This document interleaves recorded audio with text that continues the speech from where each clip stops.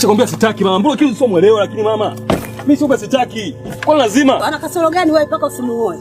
Mama, hapana mama, mimi sitaki kumuoa huyo mtoto. Sitaki kabisa kusikia habari za huyo mtoto. Sikiliza nikwambie wewe. Tabia za hapa kijijini wewe unazijua.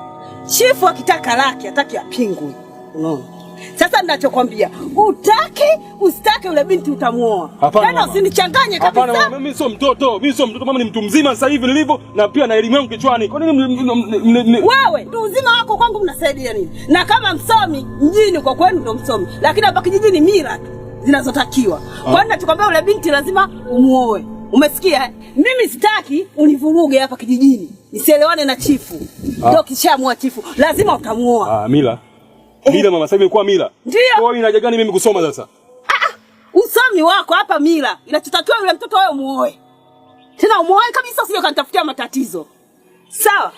Mama, niko sasa simuogopi kabisa mama wa chifu. Mimi simuogopi kabisa mama, mimi na maamuzi yangu, na yeye chifu na maamuzi yake. Mimi siwezi kumuoa mama, nishasema. Nikwambia masharubu yako usinitolee mimi. Mama, nishasema siwezi kumuoa. Mimi siwezi kumuoa. Nishasema mama. Tena toka nitakuambia maji. Mimi simuoi mama.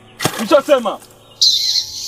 Eti kisha siwezi kumuoa. Wewe nani? Kama kusoma kwako uko sio hapa, tuletea mambo usomi hapa. Usomi si uko kwa wazungu. Hapa mila tu.